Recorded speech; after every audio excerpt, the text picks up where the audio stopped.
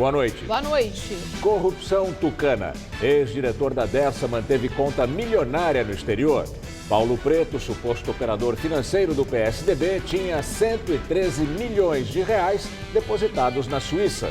Polícia Federal deflagra a primeira fase da Operação Lava Jato deste ano. Foram cumpridos mandados de busca e de prisão na investigação de obras em rodovias federais de 4 estados. A defesa de Marcelo Odebrecht entrega à Justiça 21 mensagens eletrônicas.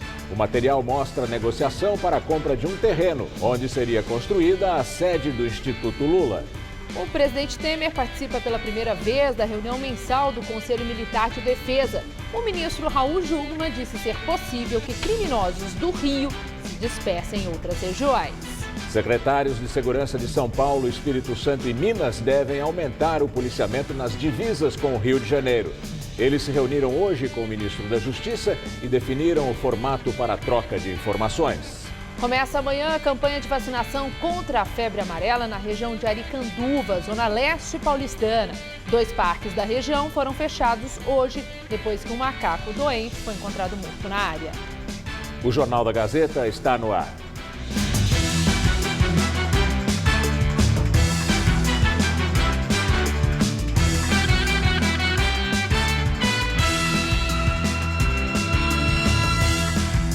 A polícia procura criminosos que tentaram matar o dono de uma casa de câmbio ontem à noite no Morumbi. Um deles atirou várias vezes e depois, segundo testemunhas, fugiu na garupa de uma moto.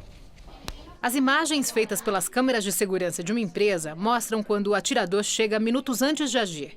Fica na praça ao lado e, depois de atender o celular, se esconde atrás do mato. Na sequência, faz os disparos. Quem estava no carro era Rogério Ferreira dos Santos Júnior, de 36 anos. Hoje cedo, funcionários da prefeitura apareceram para cortar o mato alto entre as ruas Davi Ben-Gurion e José Jesus, no Morumbi, na zona sul da capital. O local fica a cerca de 400 metros da delegacia de número 89. O crime aconteceu ontem por volta das 9h30 da noite, quando o analista de sistemas parou o carro no semáforo depois de ter saído da padaria com um amigo que estava no veículo da frente. Foram mais de 12 tiros no Audi S3 prata. Nada foi levado. Desses disparos, alguns atingiram a vítima, 2 no rosto, 1 no pescoço e vários no braço e antebraço esquerdo. Logo em seguida, esse atirador, esse autor dessa tentativa de homicídio, fugiu a pé em direção contrária à do veículo da vítima e, segundo informações não confirmadas ainda, teria, com um auxílio de uma motocicleta, fugido do local dos fatos na garupa dessa motocicleta. Como nada foi levado dele, a polícia investiga se a vítima, que é dona de uma casa de câmbio, estava sofrendo ameaças. Mas não descarta também a hipótese de ter sido uma tentativa de roubo aleatória. O motivo ainda nós não temos. A motivação desse crime a Polícia Civil ainda não descobriu. Queremos ouvir a vítima. Ele provavelmente nos dirá o motivo. Na terça-feira, também na região do Morumbi, outra ocorrência deixou um jovem morto. Reinaldo Souza Aroche, de 20 anos, estava nesse ponto de ônibus na Marginal Pinheiros quando foi baleado na mão e no rosto durante uma tentativa de assalto. Segundo testemunhas, havia mais gente no ponto, mas Reinaldo, que voltava do trabalho, estava com fones de ouvido e demorou para perceber a ação dos bandidos. Os criminosos atiraram e fugiram em uma moto sem levar nada. A polícia acredita que o jovem tenha reagido. O caso está sendo investigado na delegacia de número 34. O corpo de Reinaldo foi enterrado hoje de manhã no cemitério São Luís, na região de Santo Amaro. Em nota, o Hospital Albert Einstein informou que Rogério dos Santos Ferreira Júnior passou por um procedimento cirúrgico e que o estado de saúde dele é crítico. Sobre o caso do operador de loja Reinaldo Souza Aroche, o delegado informou que o dono da moto usada no crime prestou depoimento hoje e disse que havia emprestado o veículo. Os investigadores estão em busca agora do homem que teria usado a moto no dia do crime. Bilhete encontrado na penitenciária de Presidente Venceslau, no interior de São Paulo, reforça a suspeita do Ministério Público de que líderes do PCC foram executados a mando da própria facção. Conforme as anotações à caneta encontradas na saída das visitas da penitenciária, Rogério Jeremias de Simone, o GG do Mangue, apontado como o número 2 da facção, e Fabiano Alves de Souza, o Paca, foram mortos porque desviaram dinheiro proveniente da venda de armas e drogas. O bilhete aponta como mandante dos crimes Gilberto Aparecido dos Santos, conhecido como Fuminho, gerente de Marcola, que está preso em Presidente Venceslau II. Segundo o Grupo de Atuação Especial de Combate ao Crime Organizado, Fuminho é responsável pelas ações criminosas da facção nas ruas. Mas o GAECO ainda não tem a confirmação de quem, de fato, é o autor dos assassinatos. Os corpos de GG do Mangue e Paca foram encontrados numa reserva indígena com marcas de tiros, próximo à Fortaleza. Os dois eram foragidos da justiça. Paulo Vieira de Souza, conhecido como Paulo Preto e considerado o operador financeiro do PSDB, tinha 113 milhões de reais na Suíça. A informação foi repassada pela Justiça do país europeu ao Ministério Público Brasileiro. Paulo Preto foi diretor da Dersa, estatal paulista que administra obras rodoviárias. No ano passado, teve o nome incluído como investigado no Supremo Tribunal Federal, no inquérito que apura supostos crimes cometidos pelo senador tucano José Serra. Segundo delatores da Odebrecht, Paulo Preto cobrava propina da empreiteira para financiar campanhas do PSDB. Serra é suspeito de receber doações ilegais para suas campanhas em troca de facilitar contratos da empresa no estado de São Paulo. De acordo com o Ministério Público Federal Brasileiro, as contas de Paulo Preto na Suíça foram abertas em 2007. Em junho de 2016, já tinham nelas o equivalente a 113 milhões de reais. No ano passado, o dinheiro foi transferido para um outro banco, sediado nas Bahamas. Os procuradores também apontaram que, de acordo com o Conselho de Controle de Atividades Financeiras, o ex-diretor da Dersa chegou a movimentar quantias superiores a 2 milhões e 500 mil reais entre 2009 e 2010, revelando um patrimônio incompatível com o cargo público. O dinheiro nas contas foi bloqueado por decisão da Justiça Federal em São Paulo, onde Paulo Preto também é alvo de investigação. Para a juíza Maria Isabel do Prado, há fortes indícios dos crimes de falsidade ideológica e de peculato, que é a apropriação de recursos públicos. A defesa do ex-dirigente da Dersa tenta levar a investigação de São Paulo para o Supremo Tribunal Federal. Os advogados argumentam que os fatos têm ligação com desvios nas obras do trecho sul do Rodoanel, que já estão em apuração na corte. Na nota, a defesa não nega a propriedade dos valores no exterior e também não explica a origem dos recursos. Agora cabe ao ministro Gilmar Mendes, relator do caso no Supremo, decidir sobre os pedidos da defesa de Paulo Preto. A Procuradora-Geral da República, Raquel Dodge, se manifestou contra. O senador tucano José Serra disse que não vai comentar o caso de Paulo Preto. O PSDB paulista informou que as doações ao partido são devidamente registradas na Justiça Eleitoral e reiterou que jamais pediu a qualquer empresa contrapartidas relacionadas a contratos governamentais ou vantagens de qualquer natureza. A Dersa disse que a empresa e o governo de São Paulo são os grandes interessados na investigação e ressarcimento de eventuais danos. A defesa de Marcelo Odebrecht apresentou à Justiça cópias de 21 mensagens eletrônicas. Esse material é sobre a negociação para a compra de um terreno, onde seria construída a sede do Instituto Lula. As mensagens eletrônicas estavam no computador pessoal de Marcelo e foram achadas só depois que o empreiteiro passou a cumprir pena domiciliar. Segundo os advogados do empresário, as mensagens reforçam o que ele já tinha afirmado em delação premiada a respeito da compra pela Odebrecht do terreno que abrigaria a futura sede do Instituto Lula em São Paulo. A obra nunca saiu do papel, mas num desses e-mails, o ex-executivo da construtora, Paulo Melo, pede para o setor de propinas do grupo que programe 3 pagamentos para a compra do espaço e solicita que Marcelo Odebrecht autorize os pagamentos. Esses mesmos valores aparecem na planilha Italiano, relacionados à linha prédio IL. De acordo com a Lava Jato, Italiano é uma referência ao ex-ministro Antônio Palocci, que admitiu gerenciar pagamentos ilícitos, e IL para o Instituto Lula. O advogado do ex-presidente Cristiano Zanin afirma que, de acordo com a lei, esses novos documentos deverão ser retirados do processo porque são um factoide e estão fora do prazo de instrução. Segundo Zanin, os e-mails não mudam a realidade de que Lula jamais solicitou ou recebeu a posse de qualquer imóvel para o Instituto Lula. O presidente Temer participou da reunião do Conselho Militar de Defesa. É a primeira vez que o presidente vai ao encontro realizado mensalmente. O ministro Raul Jungmann disse na reunião que é possível que criminosos do Rio se dispersem em outras regiões. Segundo Raul Jungmann, o futuro ministro da Segurança Pública deverá conversar com os governadores sobre o assunto. Eu acho que é plausível.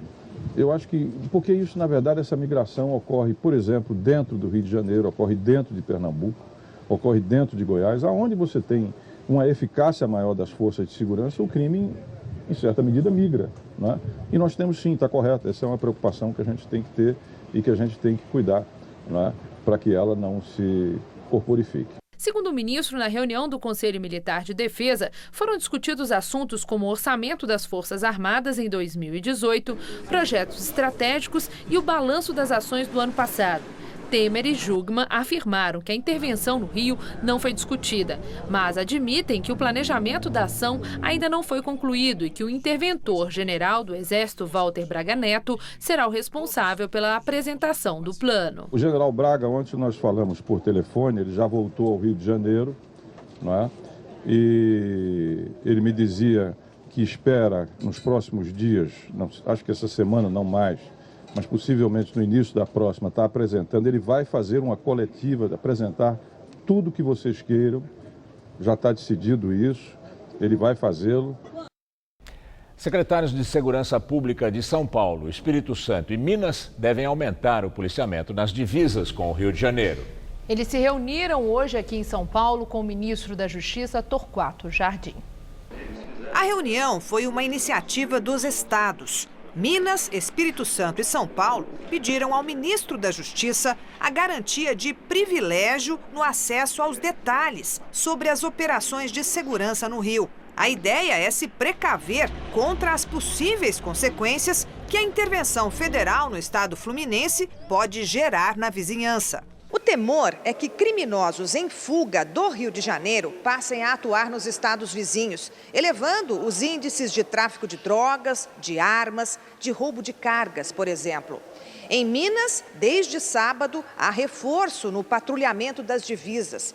No Espírito Santo, o governo já tinha anunciado que, além do reforço no efetivo, vai usar helicópteros e drones para vigiar os 200 quilômetros que separam o estado dos vizinhos. Nós estamos organizando os planos operacionais de contingência para aumentar a presença policial, os pontos de bloqueio e vigilância na divisa. Em São Paulo, o secretário Magno Alves disse que o Estado e a União buscam uma saída jurídica para que a Polícia Rodoviária Estadual possa fiscalizar e reprimir o crime em estradas federais, especialmente na Dutra e Fernão Dias, que ligam São Paulo ao Rio e a Belo Horizonte. Em relação à proteção nas divisas, Magno garantiu reforçar operações que já existem. Nós temos alguns comandos estratégicos na Polícia Militar, que são comandos, são forças reservas do Comando Geral da Polícia Militar, que serão utilizadas para operações que nós vamos programar já a partir dos próximos dias. O mesmo vai acontecer com os grupos especiais da Polícia Civil. Ficou combinado que os 3 estados e a União vão trabalhar juntos num acordo de cooperação, segundo o ministro da Justiça, inclusive com ajuda financeira. A cooperação financeira não é necessariamente recursos em moeda, pode ser recursos em equipamentos, em combustível, em armamento, em coletes, em veículos, em cooperação conjunta ou apartada. E agora vamos ao comentário de política com o José Neumann e Pinto. Ao que se saiba, o Temer não desistiu ainda de criar o Ministério da Segurança Pública, nem com o Rodrigo Maia e o Eunício dizendo que o Congresso não vai aprovar. E para criar um ministério tem que ter a aprovação do Congresso, menos se for um ministério especial, criado por decreto e sem estrutura embaixo. Ele pode apelar para isso, só que aí ele tira completamente o poder do ministro da Justiça. O que é que está fazendo o ministro da Justiça negociando alguma coisa se o Temer resolveu tirar a Polícia Federal de lá e deixar o homem comandando apenas índios? Pois é, a questão toda é essa. A intervenção continua sem que nada tenha sido dito como quem vai pagar, como vai pagar, quanto vai custar. Aliás, não há plano nenhum de nada. Ele anunciou na sexta, sábado, domingo, segunda, terça, quarta, estamos na quinta, 6 dias. É como se um técnico de futebol só desse instruções ao time depois de 6 derrotas no começo da tabela do campeonato. Isso aí você entende, né? Pois é, e agora estão querendo também mudar a regra do jogo. O interventor quer porque quer que haja mandados de busca e apreensão coletivos. A Ordem dos Advogados do Brasil já reclamou e o presidente do Tribunal de Justiça do Rio disse que não vai autorizar. Aí apareceu, como sempre aparece, um gênio para dizer o seguinte: vamos levar o juiz ao local. Então os juízes vão ser deslocados até os locais das operações, no caso as comunidades. Não me consta que haja bairros ricos nessas operações. E lá na hora decide, em cima da perna, assinar um ou outro mandado.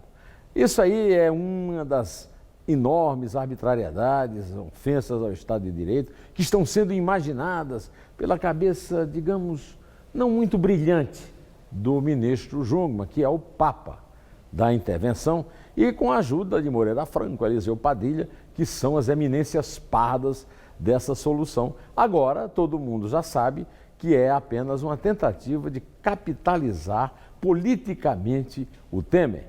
E quem está dizendo isso não sou eu, que já disse, não é o Lula. Quem está dizendo isso é o Elzinho Moco, que deu uma entrevista para o jornalista, nosso colega Bernardo Melo Franco, contando exatamente que o presidente agora se considera um candidato à reeleição a partir de que ele disse que uma vela que foi estendida e agora o barco está sendo tocado pelo vento. Ou seja, se der certo, será um estelionato eleitoral. Se não der, será um Deus nos acuda. Bom, eu volto terça-feira, direto ao assunto. Até! A presidente do Supremo Tribunal Federal, Carmen Lúcia, marcou para 22 de março o julgamento de ações que tratam do auxílio moradia dos juízes. Magistrados como Sérgio Moro, Marcelo Bretas e o presidente do Tribunal de Justiça daqui de São Paulo, Manuel de Queiroz Calças, já se manifestaram a favor da verba extra. A Associação de Juízes Federais do Brasil, a JUF, prepara uma greve da categoria para o dia 15. Em nota, a associação questionou o fato das ações do Supremo atingirem apenas o auxílio moradia dado a juízes federais e defendeu que os benefícios dos juízes estaduais também sejam analisados. A Polícia Federal lançou a Operação Integração, primeira fase da Lava Jato, este ano.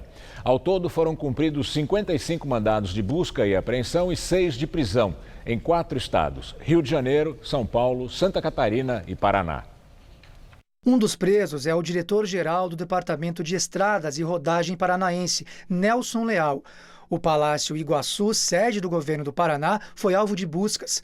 Carlos Nasser, assessor da Casa Civil e homem de confiança do governador Beto Richa, também foi denunciado.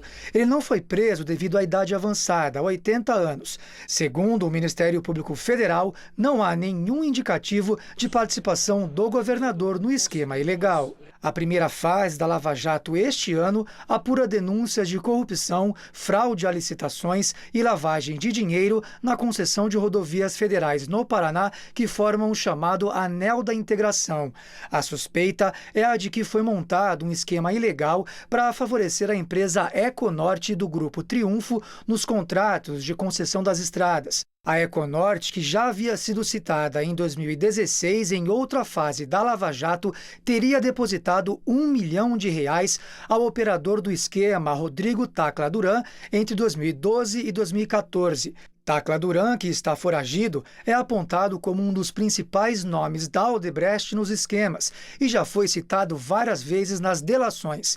A investigação também aponta que os repasses do Grupo Triunfo tiveram a participação de Adir Assad. No caso de Assad, os pagamentos teriam sido de pelo menos R$ 26 milhões. De acordo com as investigações, as obras das rodovias do Grupo Triunfo envolvidas no esquema foram superfaturadas. Em alguns itens das planilhas, o sobrepreço chegava a 89% do valor de mercado. Também chamou a atenção o fato de que as tarifas de pedágio aumentaram muito nos últimos anos e de maneira incomum, ao ponto do valor cobrado no Paraná ser mais de 4 vezes maior que o pedágio da mesma concessionária no estado de Goiás, por exemplo. operação de hoje simplesmente é a tentativa de investigar uma ferida aberta no estado do Paraná, que são as altas tarifas do pedágio e suas justificativas. De acordo com o Ministério Público, o superfaturamento e os reajustes injustificados eram usados para pagamentos indevidos. Entre 2005 e 2015, pelo menos 63 milhões de reais da arrecadação com as tarifas foram repassados pelas concessionárias do Grupo Triunfo a empresas de fachada sem prestação de contas. Se você considerar ainda umas outras questões técnicas mais aprofundadas, por exemplo, distribuição de lucros e um mútuo feito na subsidiária com a controlada, esse valor pode chegar a passar de 100 milhões. Mas aí demandaria estudos técnicos mais aprofundados. O juiz Sérgio Moro, responsável pela Operação Lava Jato na primeira instância, determinou o bloqueio de até 20 milhões de reais dos investigados. O diretor-geral do DER do Paraná, Nelson Leal Júnior, que foi preso hoje, nega as acusações. O governador do Paraná, Beto Richa, disse que afastou o assessor político da Casa Civil, Carlos Nasser, até a apuração completa dos fatos. O governador tucano determinou a abertura de um processo de investigação na Controladoria Geral do Estado. A empresa Econorte do Grupo Triunfo ainda não se manifestou. O Ministério da Saúde vai discutir com os estados e organismos internacionais a possibilidade de ampliar a vacinação de febre amarela para todo o país ainda este ano. Segundo o governo, o motivo é a circulação do vírus em novas áreas. A ideia seria vacinar de forma gradual toda a população. Atualmente, alguns estados do Nordeste, além de regiões do Sul e Sudeste do país, não fazem parte das áreas de recomendação de vacina por não apresentarem a circulação do vírus. Se for confirmada, a estratégia deve atingir 34 milhões de pessoas. Entre julho do ano passado até agora, foram confirmados 545 casos de febre amarela no país, com 164 óbitos. Ontem, a Argentina confirmou o primeiro caso importado da doença. Um turista que visitou a Ilha Grande, no Rio de Janeiro, voltou para Buenos Aires com os sintomas da doença e está em tratamento, mas não corre risco. O Chile também confirmou que 2 turistas do país morreram depois de pegar febre amarela também na Ilha Grande.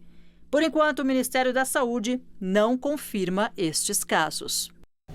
Mais 2 parques são fechados e a Prefeitura inicia a vacinação contra a febre amarela na região de Aricanduva, na Zona Leste, depois que o macaco foi encontrado morto. Portões fechados, correntes e a faixa da prefeitura explicando que o motivo é a prevenção contra a febre amarela. Nos últimos meses, essa cena já é rotina em muitas áreas verdes da capital e também do estado de São Paulo. Com o Parque do Carmo e o Linear Rio Verde, agora já são 32 parques fechados em todo o estado, 28 municipais e 4 estaduais. O Arnaldo precisou fazer a caminhada de todos os dias do lado de fora. Se deu comprovante que o macaco estava com a febre amarela, então o mosquito está voando aí dentro. Então, automaticamente, quem está aí está sujeito a ser picado. Não, quem está imunizado não tem problema. A Rosa, que vende lanches na porta do Parque do Carmo há 30 anos, já sabe que vai faturar menos. Vai cair um pouco. Um pouco ou muito tá bom. Tá certo. Mas a senhora tomou a vacina da febre amarela já? Eu vou tomar. Ainda não tomou? Vou tomar agora, né? A decisão de não permitir o acesso do público foi tomada após a confirmação de que um macaco foi encontrado morto com febre amarela dentro do local. O Parque do Carmo é um dos principais pontos de lazer da Zona Leste, sendo destino de, em média, mais de 17 mil pessoas por semana. Cerca de 3 quilômetros de distância dali, o Parque Linear do Córrego do Rio Verde também não vai abrir por tempo indeterminado. O endereço recebe cerca de 250 pessoas por dia. Vai ficar um pouco ruim, né? Mas é para a melhoria do povo se prevenir. O povo tem que entender que é bom, né? Com os 2 parques fechados aqui na Zona Leste, a campanha de vacinação para o distrito de Aricanduva foi antecipada e começa amanhã, dia 23. A Prefeitura não divulgou a estimativa de quantas pessoas devem ser vacinadas, mas sabe-se que a região de Aricanduva conta com cerca de 90 mil moradores. A partir de amanhã, 3 unidades básicas de saúde da região começam a imunizar a população com doses fracionadas. UBS Jardim Iva, UBS Vila Nova York e AMA UBS Integrada Vila Antonieta. O atendimento é das 8 horas da manhã às 5 da tarde e vão ser distribuídas senhas para a população. Lembrando que praticamente dentro da área do Parque do Carmo funciona o Sesc Itaquera, uma das unidades mais movimentadas da capital. A administração estuda quais medidas tomar. A direção do Sesc Itaquera informou que vai permitir a entrada só de quem apresentar a carteira de vacinação, um comprovante ou então assinar um termo de responsabilidade assumindo que foi vacinado. A Secretaria Municipal do Verde e Meio Ambiente corrigiu a informação passada anteriormente para a nossa produção e disse que 29.500 pessoas visitavam o Parque do Carmo por semana antes dele ser fechado e não 17 mil quando falamos. E hoje aqui em São Paulo foi mais um dia abafado. A máxima chegou aos 30 graus, com pancadas de chuva em alguns pontos da cidade. No litoral norte choveu forte. Vamos ver com Mariana Armentano como fica o tempo amanhã.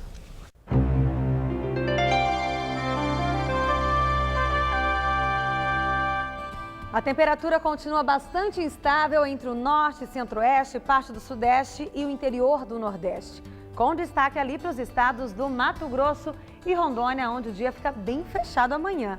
Aqui no sudeste, há chances de temporais no litoral norte paulista, no Rio de Janeiro, no sul do Espírito Santo e também no leste de Minas Gerais. A gente vê melhor como fica o dia em algumas capitais na nossa tabela de temperaturas. Olha só.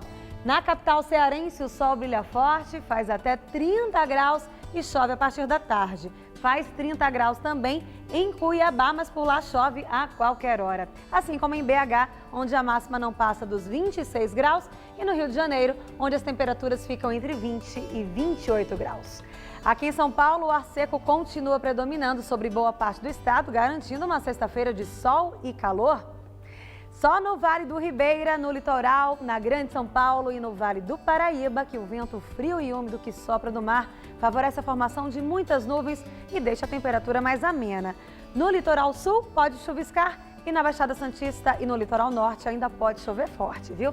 A máxima vai aos 33 graus em Presidente Bernardes e em Votuporanga, faz 33 também na cidade de Ribeirão Preto. E na faixa leste, não faz mais que 26 graus em Santos, mas chega a fazer até 29 graus na cidade de Sorocaba e Campinas. Vamos ver como ficam os próximos dias aqui na capital? Nessa sexta-feira, teremos mínima de 18 e máxima de 27 graus, com muita nebulosidade e chuviscos bem pontuais só pela manhã. Aí no sábado a máxima cai para 26, ainda com sol entre muitas nuvens. E no domingo o tempo abre, mas ainda não faz aquele calorão. A máxima fica ali em torno dos 27 graus por aqui. Operação da Polícia Federal prendeu 17 pessoas acusadas de desviar dinheiro do seguro-desemprego no Pará e no Maranhão. A Operação Seguro Fake cumpre ao todo 19 mandados de prisão e 27 de busca e apreensão.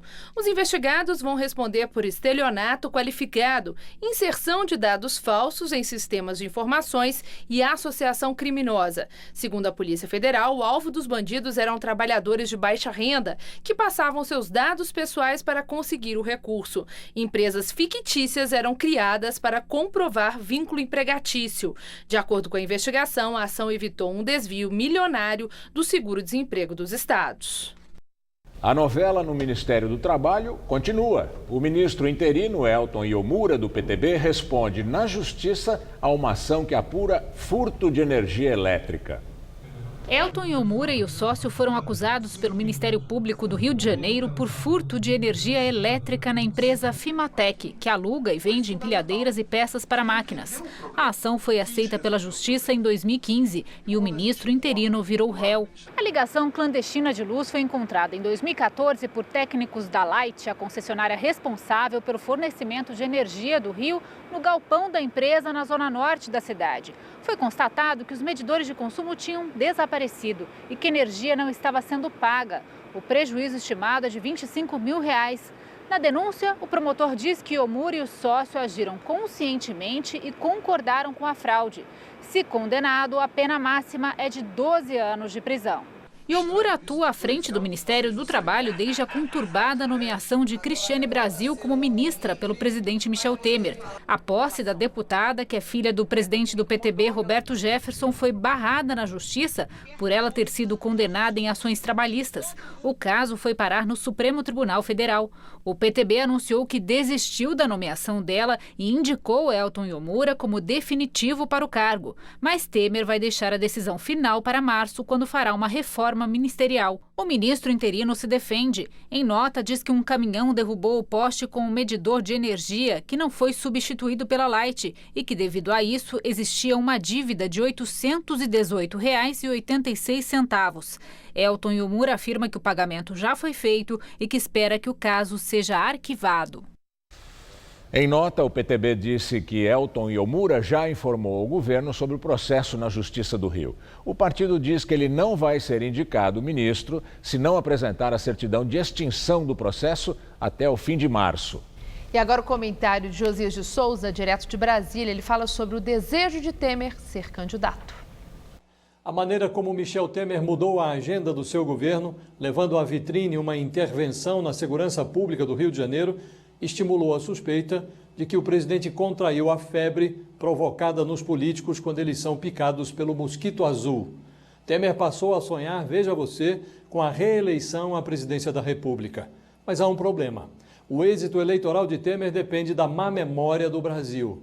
Temer e seus operadores políticos enxergam o governo como um borrão cor-de-rosa, feito de recuperação econômica e agora de combate duro à criminalidade. A recuperação da economia é retardada pela imoralidade do governo. E a guerra contra o crime é, por hora, um sucesso de gogó. Ninguém vira o presidente mais impopular da história, com 70% de reprovação, por acaso.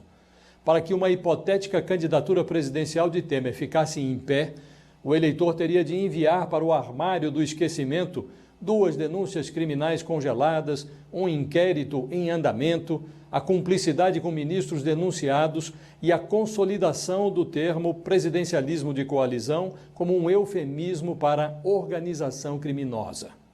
É certo que o brasileiro tem má memória, mas o sonho de esconder as mazelas do governo Temer atrás de um escudo de marketing é algo tão irrealizável quanto ocultar uma baleia numa banheira jacuzzi. Boa noite. Daqui a pouco, Maria Lídia entrevista o deputado estadual Barros Munhoz, do PSDB, sobre as eleições para o governo de São Paulo. O ex-deputado federal Pedro Corrêa, do PP, prestou o depoimento ao juiz federal Sérgio Moro no caso do sítio em Atibaia. O ex-parlamentar afirmou que as pessoas diziam que iam lá jogar futebol e visitar o ex-presidente Lula. Pedro Corrêa, que já afirmou delação premiada, foi ouvido como testemunha de acusação. Não, eu não tenho nenhum conhecimento de reforma feita no sítio de Atibaia. Eu sabia que o presidente Lula tinha um sítio em Atibaia, porque as pessoas diziam que iam lá jogar futebol, visitar o presidente. Mas eu não tinha nenhum conhecimento, nunca fui nesse sítio de Atibaia e não sabia nem o nome do sítio. E, na verdade, eu não tinha... eu sabia que os contratos tinham propina, porque nós recebíamos propina da diretoria de abastecimento. Mas não é essa a pergunta que eu estou fazendo.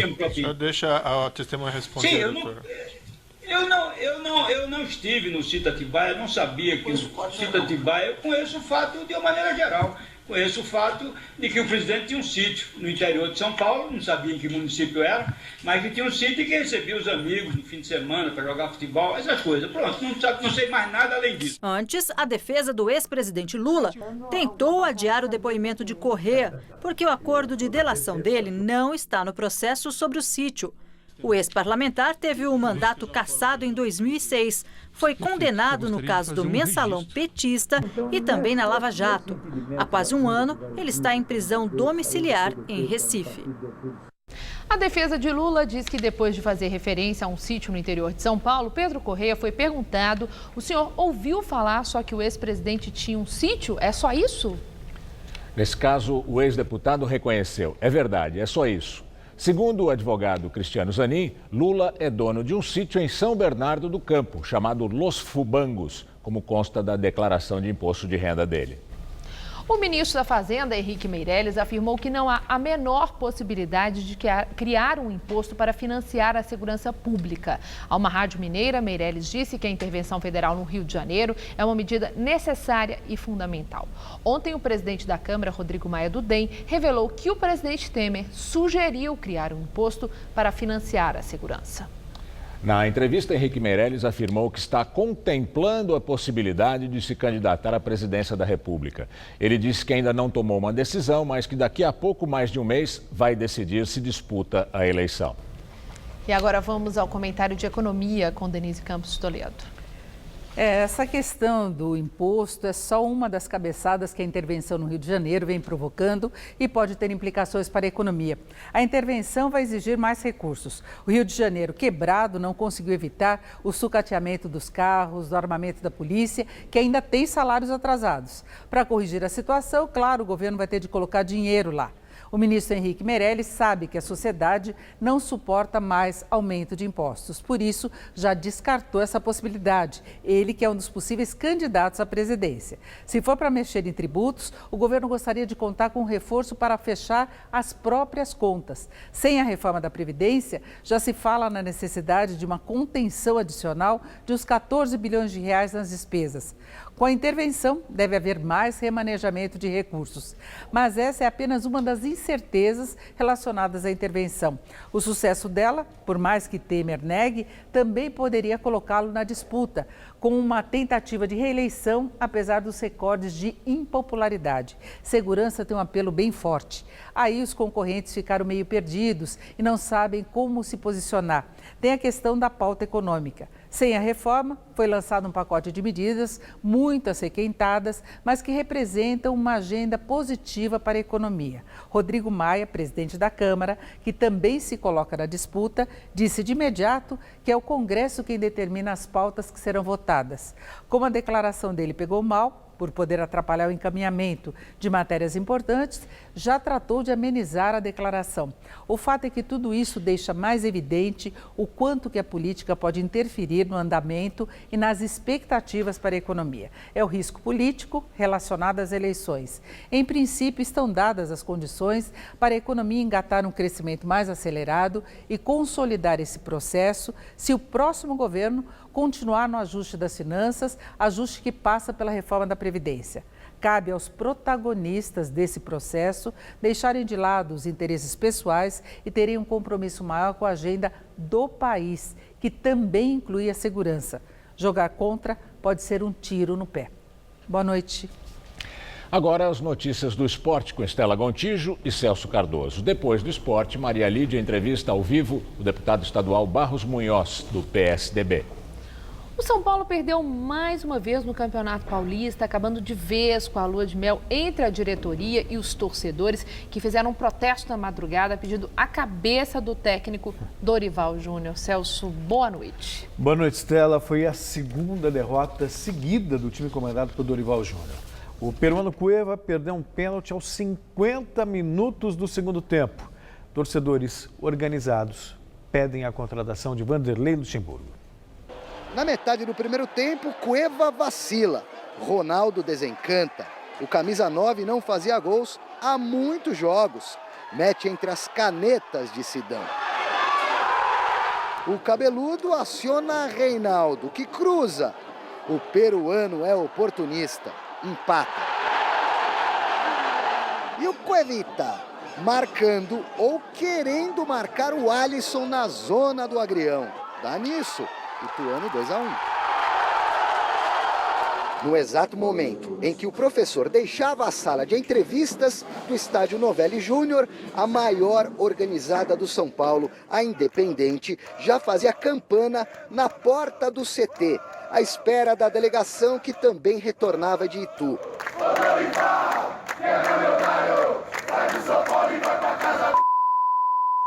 E sugeriu um substituto. É Luxemburgo! É Luxemburgo! É Luxemburgo! Lá dentro, reunião entre a diretoria e o treinador. Dorival Júnior prossegue. Segundo a assessoria de imprensa, esse encontro é comum depois de jogos do São Paulo. Por enquanto, Dorival mantido no cargo. Treinamento fechado para a imprensa hoje, será aberto amanhã. No domingo tem jogo. Campeonato Paulista, o São Paulo recebe a Ferroviária no Morumbi. Celso, a gente viu ali a torcida organizada pedindo Luxemburgo. Isso pode salvar o São Paulo? Me parece uma coisa bem orquestrada. Pode né? ser. Bem orquestrada. De qualquer forma, o que a gente pode dizer mesmo é que o Dorival está sendo fritado no cargo. Não deve durar muito, não. Já começa com alguns desmandos durante a gestão dele. Jogadores foram contratados sem autorização dele. E agora esse tipo de pressão. E olha, o Grêmio conquistou mais um título ontem, o terceiro sob o comando do técnico Renato Gaúcho. Graças à estrela do goleiro Marcelo Groi. O Grêmio conquistou dessa vez a Recopa, que é a disputa entre o campeão da Libertadores da América do ano passado e o campeão da Copa Sul-Americana. 0-0 no tempo normal, depois na prorrogação, aí nos pênaltis contra o Independente da Argentina, a vitória gremista. Confira. Depois de um empate em 0-0 no tempo normal e na prorrogação, Grêmio e Independiente decidiram o título da Recopa Sul-Americana nesta quarta-feira na Arena em Porto Alegre e na disputa de pênaltis. Aí brilhou a estrela do goleiro Marcelo Groi, que defendeu a última cobrança do time argentino, batida por Benítez, e garantiu o bicampeonato ao tricolor gaúcho. Com a conquista, o Grêmio chega ao terceiro título sob o comando do técnico Renato Portaluppi. Tentamos, infelizmente a bola não entrou, nem nos 90 minutos, nem na prorrogação. Desde domingo, a equipe treinou pênaltis, treinamos na segunda, na terça também, e todos os batedores, eles treinaram bem e bateram bem. Então, quanto aos pênaltis, eu estava tranquilo, porque sabia que eles iriam bater bem, e acima de tudo nós tínhamos o Marcelo, que eu falei para ele antes das cobranças dos pênaltis que ele ia segurar pelo menos um lá atrás. Foi o que aconteceu. E pela Libertadores, o Vasco também se safou de maneira dramática nos pênaltis. Venceu o primeiro jogo do Jorge Wilstermann por 4-0 no Rio e perdeu de 4-0 na Bolívia. Nos pênaltis, acabou vencendo por 3-2 e ficou com a vaga. É isso aí. Muito obrigada, Celso. Boa noite. Boa noite. Até amanhã. Com você, Gamberini. Na Itália, o governo está preocupado com o ressurgimento da máfia e a influência que várias organizações clandestinas podem ter nas eleições parlamentares no começo de março. O ministro do Interior, que cuida da segurança na Itália, disse no Senado que nesta campanha eleitoral é extremamente perigosa a infiltração silenciosa da máfia. Marco Minitini disse que há um risco concreto das máfias conduzirem o voto livre dos eleitores, o que é uma grave ameaça à democracia italiana. Um relatório da Comissão Antimáfia mostrou que dos 730 mafiosos presos, pelo menos 640 estão em prisões que não seguem a lei corretamente. Os mafiosos da Cosa Nostra, Camorra e 'Ndrangheta conseguem, por exemplo, se comunicar e se organizar dentro dos presídios. O presidente da República, Sérgio Mattarella, dissolveu o parlamento em dezembro do ano passado e convocou eleições para março. 16 brasileiros com nacionalidade italiana vão concorrer ao Senado e à Câmara dos Deputados. São 630 deputados e 315 senadores.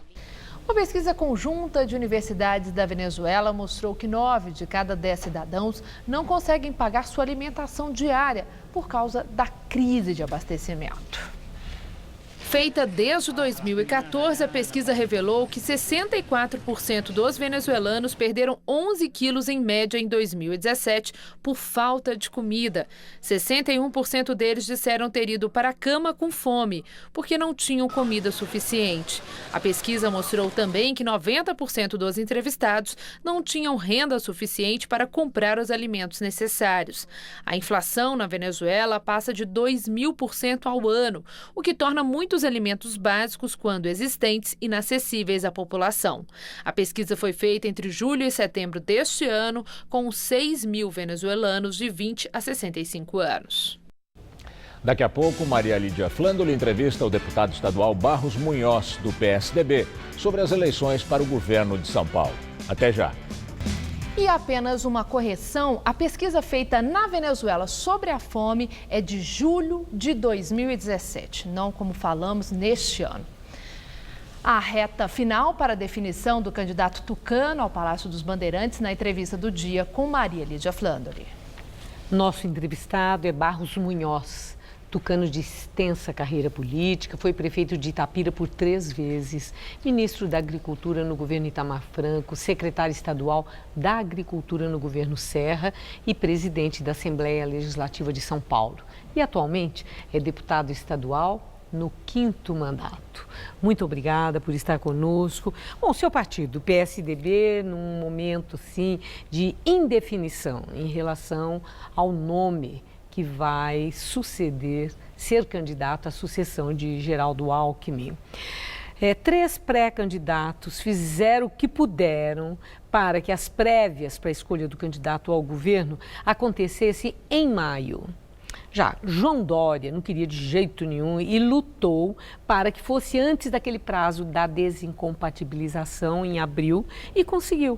Ficou marcado para a primeira votação para 18 de março. Vamos aí ao significado das coisas. Que indicador é esse? João Dória tem uma força inquestionável dentro do PSDB e muita chance de ser o candidato escolhido? Bem, antes de mais nada, é um prazer estar novamente no programa seu, Maria Lídia. Eu acho o seguinte, é muito mais comum no PSDB do que nos outros partidos, mas é natural que isso aconteça. Não é pecado o partido debater, o partido ter divergência, ter várias correntes, é até saudável. Quando isso não extrapola, logicamente, para agressão, para ofensas. Então, veja, há muita gente que encara a candidatura do João Dória como natural. Ele é brilhante, ele é simpático, ele é trabalhador, ele é inteligente, enfim, ele tem grandes virtudes. E há quem defenda a candidatura de um outro postulante, porque o João Dória, mesmo para pessoas como eu, que reconhecem as suas qualidades, ele tem um problema, ele tem um compromisso com a cidade de São Paulo. Quer dizer, romper esse compromisso é altamente problemático. O eleitor liga para isso, porque o Serra fez isso e o eleitor não ligou. Numa situação totalmente diferente, ele já havia sido ministro da Saúde extraordinário, ele já havia sido ministro do Planejamento do Montoro, senador da República, e em 1 ano e 3 meses, Maria Lídia, eu fui subprefeito dele em Santo Amaro. Ele fez 10 vezes mais do que o Dória já fez no mesmo tempo, no mesmo período. Então, é comparar coisas diferentes. E o povo de São Paulo aceitou, tanto que votou nele, ele ganhou a eleição, né? Mas depois penalizou. Depois, quando ele quis voltar outra vez ser prefeito, não permitiu mais. Quer dizer que não esquece. Não esquece, marca, porque é um compromisso muito sagrado. São Paulo não é uma vila, São Paulo é a 4ª metrópole do planeta. Como é que você fala assim, vou embora sem terminar? Eu acho que se o Dória continuar, essa é a minha tese, ele vai ser um grande prefeito. Ele vai fazer muito do que prometeu, ele tem capacidade para isso. Então, a meu ver, a saída dele é extemporânea. Mas o que depende é da maioria do partido. A gente tem que aprender... E Dória tem essa maioria agora, na questão das prévias, ele passou a ideia, ficou uma impressão que ele é muito mais forte do que muita gente estava supondo. Ele foi na executiva do partido, né? Quem vai agora estabelecer as regras da prévia é o diretório do partido. Eu acredito até que ele tenha também maioria no diretório, né? Agora, ele ganhando as prévias, pode ser até que não haja prévia. Se o Zé Aníbal desistir, por exemplo, no que eu não acredito, é possível que os outros 2 desistam também, o Luiz Felipe e o Floriano Pêssaro. Então, eu acho que ele tem grande chance, o Dória. A tese do PSDB apoiar o Márcio França não vingou. E eu até aceito. Muita gente fala, não, o candidato tem que ser do PSDB, não é verdade. Mas o Márcio França, ele está todo elegante, né? Deu uma repaginada no visual, foi. Emagreceu 38 quilos e está com a certeza que ele vai ser o candidato. Ele já anunciou, inclusive, que tem o apoio de uns 5 partidos e garantidos 18 minutos, o maior tempo no horário de TV, de rádio e tal, o que é muito importante. Mário França está com essa força toda? O Márcio tem essa força, vai ter uma força ainda maior.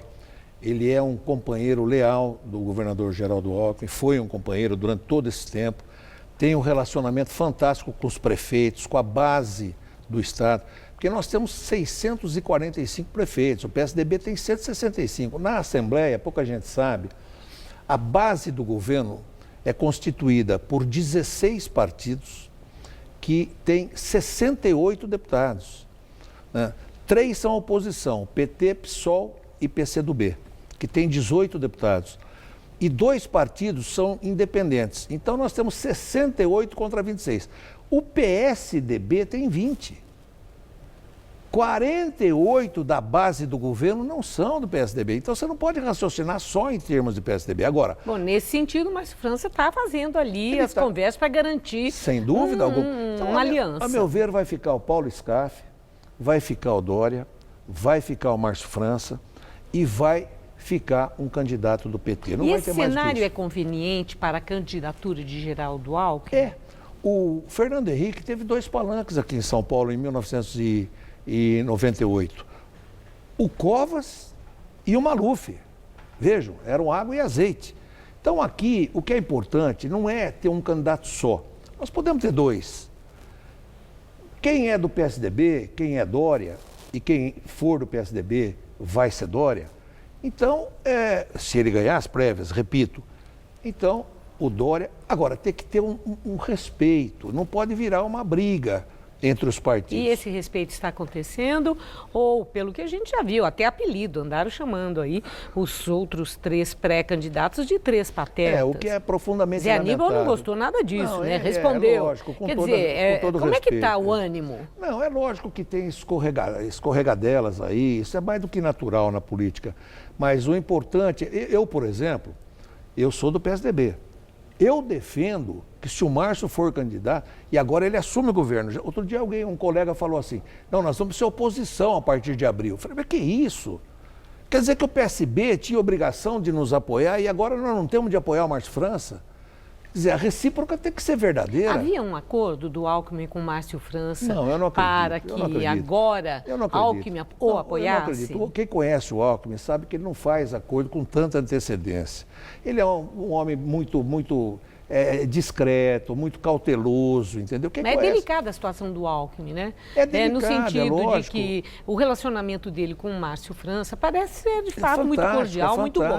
E politicamente eles têm um bom entendimento. E em relação à Dória, fica sempre uma nebulosa, né? Se de fato essa relação é boa, como ambos querem fazer parecer em alguns momentos, mas que Dória viajou bastante, passando a ideia que ele queria construir uma imagem nacional e podia estar de olho na presidência, isso aí ficou mais ou menos patente. E agora Dória conversa com várias lideranças de outros partidos, que também passam uma ideia assim, qual é? O que está acontecendo? Se Dória não conseguir ser o candidato do PSDB, ele pode ser um adversário por outro partido ou pelo... MDB é difícil porque o Scaff está aí, né? Com apoio de Temer, tudo uma isso, candidatura forte. A candidatura dele. Forte. Mas tem o DEM, mas tem o PSD do Scaff também. Perfeito. Quer dizer, existem outras... Aliás, do Scaff, do Kassab. Há outras possibilidades. No seu entender, Dória pode bater asa? Não, de forma alguma, até porque agora as prévias acontecendo em março, ele tem tranquilidade que vai se afastar já sendo o candidato indicado pelo PSDB. Agora, o que é fundamental é que a gente entenda que isso é natural. No mundo inteiro acontece isso, Maria Lídia. E ganhe quem ganhar, eu acho que os 2 podem ir até para o segundo turno. Pode acontecer. Ou então vai o Paulo Scaff com um dos 2. Vamos fazer campanha e vamos respeitar a vontade majoritária do partido e depois do eleitor. Eu agradeço muito sua entrevista. Política, de fato, é a arte da conversa. Perfeito. Vejamos no que vai resultar. Uma boa noite, obrigado. Obrigado eu, Maria Lídia. O Jornal da Gazeta termina aqui. Boa noite. Até amanhã.